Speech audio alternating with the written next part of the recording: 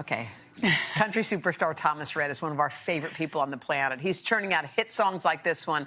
Y'all remember Die a Happy Man? I feel like when that song comes on, you'd pick up your phone and FaceTime. But we don't even need to FaceTime him because he's right here. We are the happy ones. He's come inside from the plaza. He's going to chat about his new album. It is called Where We Started. Thomas Rhett, we don't even have to have a drink and FaceTime. I know, but I do enjoy that. Do you? So, Be honest. So you can tell Hoda now because I'm here to soften the blow. No, it's so funny because I'm always like out somewhere, like at dinner, or something, and my phone's sitting on the table, and it's just like, Hoda, FaceTime. You're like, is that like really Hoda? I'm like, yeah, we're But you know, you want to know, this is the sad thing. You're out to dinner, she's in her PJs. Right. You know why? We have an early start. Exactly. Early start. Yeah. If you're getting a drunk dial from me, it's probably 4 or 5 in the afternoon. That's when you get drinking time. Exactly.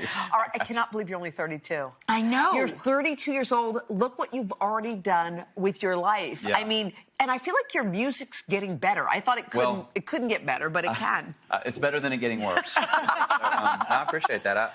I'm 32, but I do feel a little bit older. Maybe it's my soul is older. I don't know, but I am getting some grays, you know. Starting to age a little bit, but yeah, it's been a wild ride. 10 years of doing this. 10 years. I mean, maybe it's because you started so young. Yeah. I mean, I signed a record deal when I was 21. Right. So was that right after you and Lauren got married, or right around the time? I signed a record deal and we got married like almost 6 months later. So, wow. Did success happen quick for you? Were you one of those, you got your record deal and then did it just work? Not at all, actually. I put a couple singles out that were fine. They didn't do well, and then my dad actually wrote my first 2 #1 songs. That was about 2012, 13.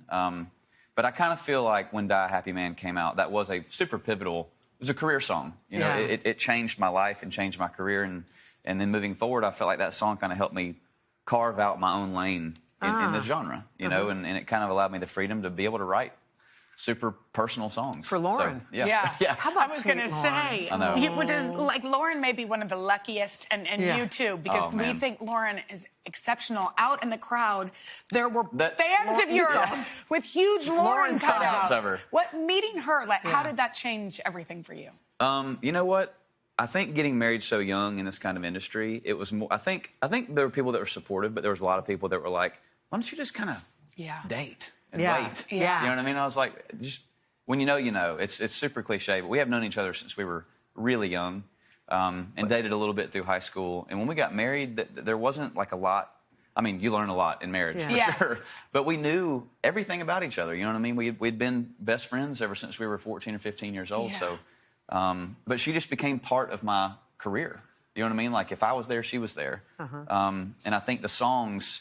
When people follow us on Instagram or anyone's read Lauren's book, you hear these songs and you can start to see them in your brain. I think all of it kind of lines up together, and it's been really, really cool to get to write about her in such a personal way, and also write about my family in such a personal way. So you got 4 daughters. Yes, ma'am. Do they weigh in, Thomas, on your songs? They do. Okay, give us. They're super critical. Okay, which one was the one that they were like, Dad, that's the one? And which one were they like, no, thank you, Dad? They're not really at the phase where they appreciate lyrics yet, you know. So like, there's a song on this record called "Mama's Front Door" that is my favorite. Like from a songwriter perspective, just the story behind that song kills me. And my girls were like, "You can change it, you know, if you want." But ever since I started, "Church Boots" was a song I wrote a couple years back, and Lennon is too. So my time to play the music is like on the way to school in the mornings, like Daddy's demo time. Like y'all telling me what's cool because my cool radar gets worse and worse every day. And Lennon will just get in the car and say, Daddy's song, Daddy's song. But if it's not Church Boots, she asks it for it to be changed. So Daddy's song means play Church Boots. Now, but do they ever say, we want to talk about, let's not talk about Bruno? You know, are they ever like, well, we want listen to that enough. Yeah. Her Surface Pressure is her favorite. Oh, yeah. I mean, we listen to it 48 times a day. And it's my children's too, which I'm not sure what that says about us. Now, how about you and Katy Perry collaborating? Yes, we love this song. Idea. Yeah, for sure. You know, I think a lot of people saw that on the record and were like, that doesn't make a whole lot of sense. But I think when you hear it together, it's amazing how 2 people from 2 different worlds, pop and country, can come together and it just makes sense. You know what I mean? Like, I got to meet Katy like a month ago. We shot a music video for the song that'll come out later this year. But someone at our label just sent her the song. She loved it, put her vocal on it. Next thing you know, I remember I got a phone call from an LA number in my kitchen, and it was Katy FaceTiming me. My wife was like, "Who are you talking to?" I was like, Katy Perry. Don't worry about it. Uh-oh. You know? He has a new FaceTimer in town. Okay, tell Katy Perry to back off. It wasn't like that at all. It wasn't like that at all. Katie. No, not for Lauren. It's For Hoda. me. Oh, It's like, gotcha. not Okay. We're not worried about that. No, I'm worried Hoda about- wants to be the only one to You're the only one. FaceTime you. I don't want her crowding my space. Yeah, we'll okay? have a conversation. Okay, about that, good. for sure. All right. Well, we're so excited about this new album. Is there anyone you want to collaborate Yeah, with? anybody else that you'd be into collaborating with? Well, Bruno's still at the top of my Bruno. list. Oh, yeah, he'll be. Could you make that happen? We've gotten to meet him a couple times, but we were talking about this a minute ago. Yeah. John Batiste at the Grammys the other night. My wife and I, we barely ever get to watch what we want to watch. It's usually Disney Plus, you know, or something. Yeah, exactly. Some Encanto.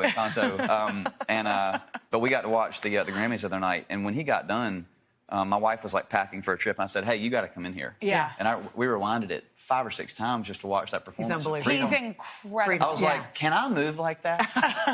Is it humanly possible for me to do that?" She was like, "Absolutely not." I mean, even with years of practice, there's no way I could move like that. All right. Hey, thanks for watching our YouTube channel.